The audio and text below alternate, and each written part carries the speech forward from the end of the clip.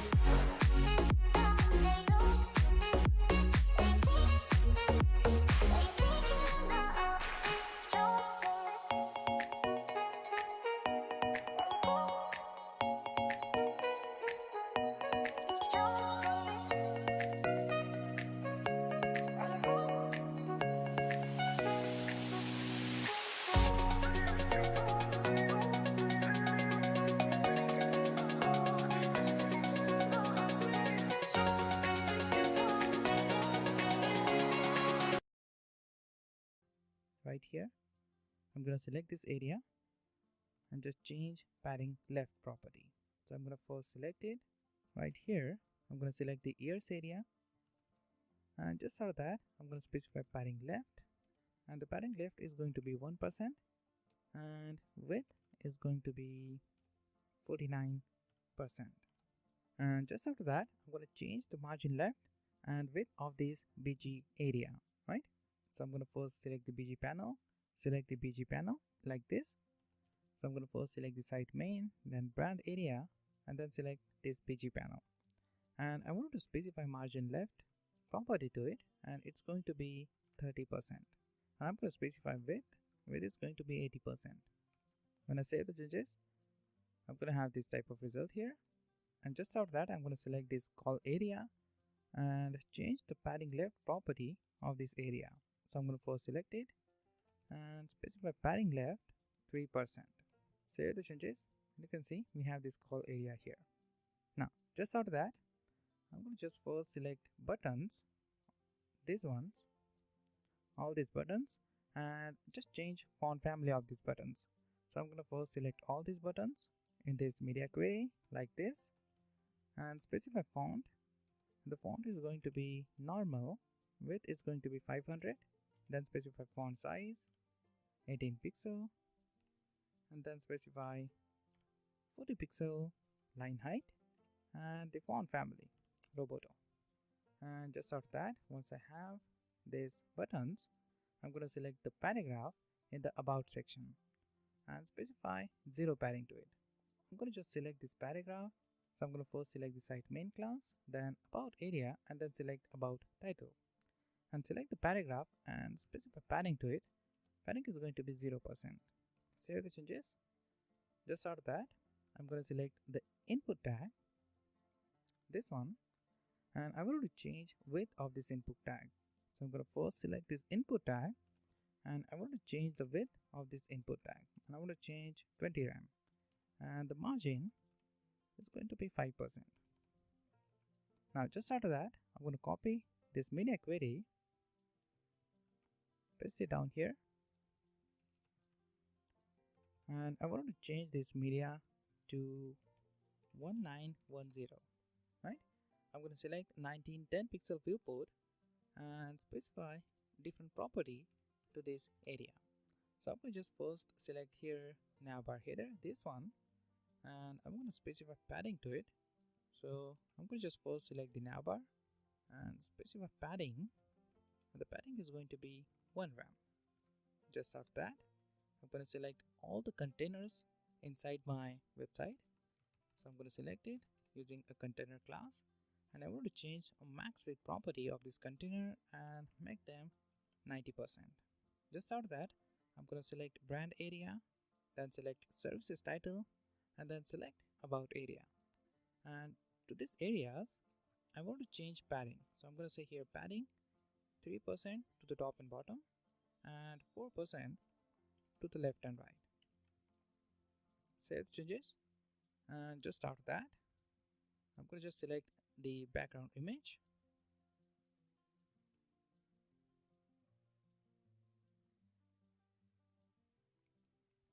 Now just after that, I want to add some padding.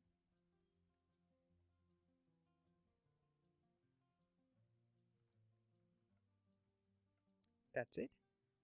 Once you've done that, just save all the changes and just open this website on your desktop viewport. So if I just open this website on 1920 viewport, this website is absolutely ready for the desktop, right?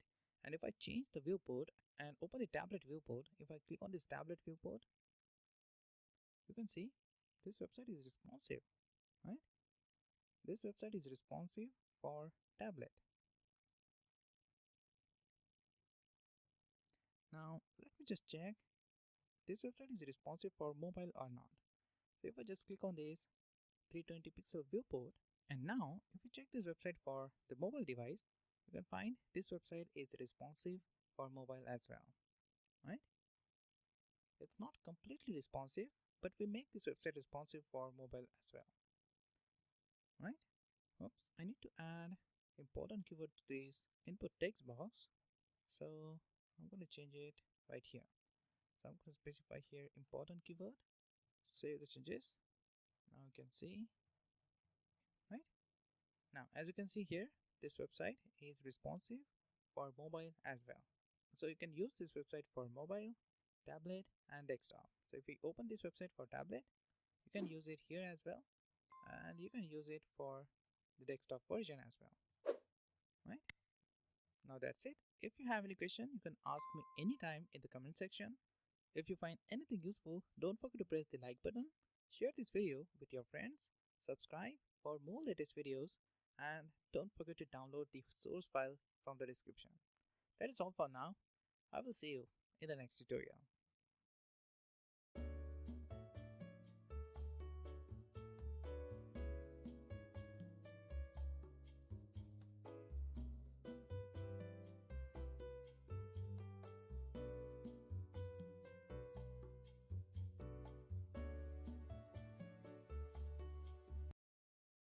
Hey there, my gorgeous friends on the internet. In this episode, Santa came early. He's on the roof right now. Damn it, Santa, get off the roof. I don't have cookies nor JavaScript. So, recently I released my creative HTML and CSS course on my own platform developed by ed.com. And I know a lot of people could not join or couldn't afford it. So the least I can do for the Christmas holidays is give you the first around 2 hours or 2-3 chapters for free here on YouTube. So what we're gonna do is take a look at the HTML, everything you need to know about HTML and everything you need to know about CSS. So hope you enjoy it. Make sure to let me know what you think. And from next week on, we're gonna go back to our normal routine, just doing fun, creative stuff on this channel. So thank you again very much for everybody who purchased the course. I wanna give you a big shout out. In the first day, 350 people joined, awesome, gorgeous friends. So it's unbelievable. I did not expect as much support. So thank you from the bottom of my heart. All right, let's get going. Enjoy. Hello there, and thank you for joining the course. All right, so we're gonna take this kind of easy at first. We're gonna just kind of take a look at the basics of things. If you feel like you're very comfortable with HTML and CSS, you can skip ahead towards the mobile responsiveness section. That's where you're probably gonna get most of the information. And building out the actual projects is gonna give you a bit of practice and everything. So if you are already experienced, then you can go all the way to that section. But I still recommend kind of skimming through all of these sections because maybe you might find specific things in HTML and CSS that you might have not known. And if you're a beginner, obviously we're gonna start right here and it's gonna be very exciting. And let's start with a magic trick. Is this gonna be good? Hopefully you didn't catch it, how I did it. If you did, then congratulations, you have passed the first test. Okay, let's get going. This is gonna be... Okay, let's get started. The first thing we're gonna do is install Visual Studio Code, which basically is just a text editor that allows us to write code. And it has all of these cool extensions, and it just makes it very easy for us to write code. Now, there are different alternatives out there, like Atom and Sublime Text, but Visual Studio Code is just so lovely to use. So that's what we're gonna be using for this one. But after a while, if you want, you can feel free to switch to anything else. But for now, we're gonna use Visual Studio Code. So just go to your Google and write Visual Studio.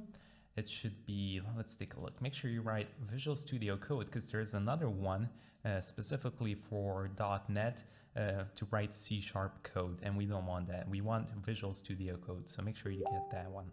All right, I'm on Windows, so you can get Windows, but if you are on Mac, on Linux, this is pretty much available everywhere for you. So let's get the stable build, hit download. We're gonna get the file here. We're gonna keep it.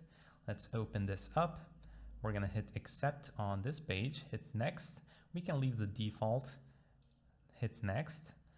All right, just next again. We can also create a desktop icon here and make sure you also have add to path here checked. Okay, then we're gonna do next and install. And that should be it. Pretty simple. Next up, what we're gonna do is take a look at the interface a bit and also take a look at some extensions to make writing code a bit easier. Okay, so here we are. This is what you're probably gonna get when you open up VS Code the first time. And it's pretty simple. There's not much to it, as you can see. The most that we're gonna spend our time in is gonna be this Explorer. So here is where our files and folders are gonna be. Then we have the search. So later on in our code, if we want to search for something specific, we can do that here. And we can also replace it too. These two we're not going to cover yet because they're not going to be helpful for us for now. But then we have this marketplace here, so the extensions. And here we can basically add different functionalities to our VS Code. And we can also add some themes and new icons if we prefer. So I'm going to add a few, and I'm kind of going to explain what they do. The first one is I kind of want to change the color of this. I'm not a huge fan of it. If you want, you can leave it like this. But I'm going to change mine. So what I'm going to search for is material theme. And this one is a pretty nice looking one. So it's the first one here. It's by Mattia Astorino. I'm sorry if I misspelled your name, but you're going to hit install here. I'm just going to enable it. And then what you can do is set color theme here. All right, you can click that. And then you have all of these different themes. What I'm going to set it to is this Pellinite high contrast. I believe this looks very good. I like the way it looks. So I'm going to keep this one. Another one is going to be right the one below it, the material icon theme. This just changes up the icons. Again, this is just super optional. You don't really have to install it, but I'm going to install it. Okay, and then we're going to choose material icon theme here. Another way you can access, if maybe you want to change it again, is you can go to the wrench down here and go to the command palette.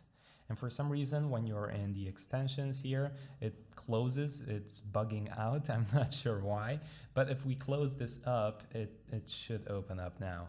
And here you can search for color theme, okay? You can just type in here, or maybe it might pop up here, but if it doesn't, you can search color theme, and here later on, you can pick one that you like.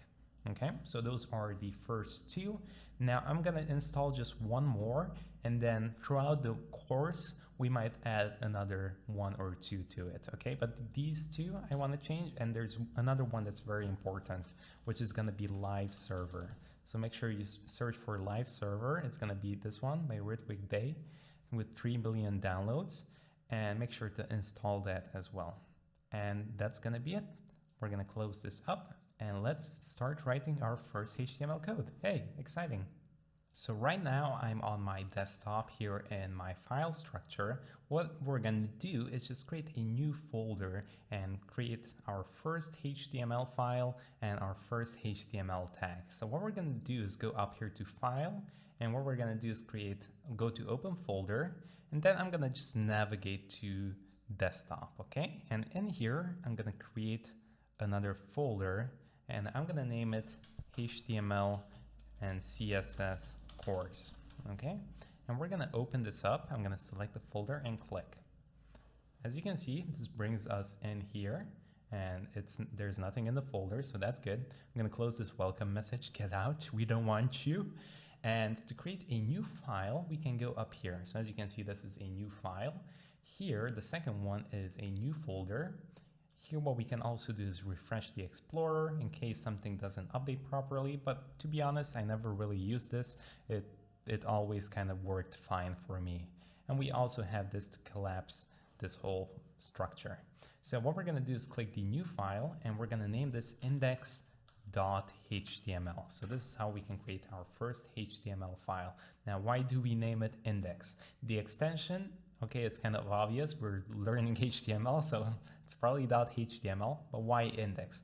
Well, when we upload our website to a web server, the first thing that that web server is going to do is it's going to look for this specific name. It's going to look for index, not .html, for the index. As soon as it recognizes that, that's the first thing it's going to display, because eventually we can have multiple HTML files in here. We can have maybe an about.html, maybe we have an about section on our page, so we can have that, maybe a contact.html. But as soon as we upload it online, the first thing that the users are going to be served is this index.html. So this is going to be always the default. All right, so you're going to mostly create index.html when you create your website. So let's delete this for now. We're just going to keep the index. And just to keep this simple, we're just going to write one HTML tag in here. And then we're going to set up a proper layout or kind of a structure that you're going to be using for all of your websites. And then I'm also going to show you a shortcut that's very awesome in VS Code that's just going to make it super fast and you're going to be up and running in 2 seconds. Okay, Ed, stop talking. Show me how to do this. So all I'm going to do is I'm going to write a smaller than sign and H1. And as you can see, this is basically a heading on your website. So this is how it looks. Now, VS Code automatically completes it for us, so it tries to help us, but let me kind of get rid of it. So this is what a HTML tag is, all right? And we can close this up. The second one kind of looks the same, but we have an additional slash here, like this. All right, so it kind of looks like a sandwich. Not a Subway sandwich, but just a normal sandwich. So basically whatever you put in between here is going to be displayed on the screen. So whatever you put in between these HTML tags. So in this case, let's just put hello sandwich boy, like that, and hit save. So I can do control save. Okay, and now to visualize this on the screen, what we can do is hit the right click and then hit open with live server. And that's gonna put it up on the screen here for us. Let me drag the screen on the side of the page. That doesn't work. Okay, let me just do this. And as you can see, we have a heading that says, hello sandwich boy. So everything worked. Okay, now this is super basic. So in the next section, we're gonna set up a proper structure. Okay, if you've seen this, you probably get an error message here with this yelling at you saying live reload is not possible without body or head tag. Oh my goodness, leave me alone, why you do this? So basically it's telling you that, hey, this needs a proper structure. So you kind of need to define a HTML tag. And there's something else called a head and a body. So I'm going to kind of explain everything as we go on.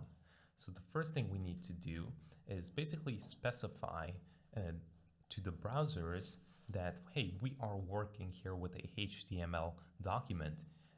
So the way we can do that is there's a special tag here called, you do an exclamation point and you can see doc type like this, and you can write HTML. Okay, so you don't need to kind of memorize this. This is just a thing that we do once, and that's kind of it. All right, so this is, you can imagine that this is just one type thing. We never really go back to this, and we're gonna do it in all of our pages, so don't really worry too much about this. Okay, but essentially what it's saying is, yo, I'm a HTML document, so very cool. Okay, so here's where we're gonna see the sandwich effect with these HTML tags. So what we're gonna do is define our HTML document. Now here's a cool trick. You can hit tab and that's automatically gonna complete everything. So you just write HTML and tab, and the same thing works with the H1 as well that we saw. Okay, so this basically takes two things. So this is our documents, our HTML document, and this has a head. I'm gonna hit tab again, and also a body, which I'm gonna do down here. All right, so as you can see, these are kind of separate. This is kind of like the parent element to these two children in here. Okay, and what this head is basically where your meta information goes in, your title that you see displayed on the website, so up here in the corner, and things of that sort for search engine optimization, for Google to find your page, to index your page. And also you're gonna see that here is where we're gonna link our CSS and our fonts and things of that sort. Okay, so things that are kind of in the background that we don't necessarily see on the screen. And the body basically holds all the information that we do see on the screen. So for now, let's just do one here. I'm gonna say title, and I'm gonna say David or Sandwich Boy.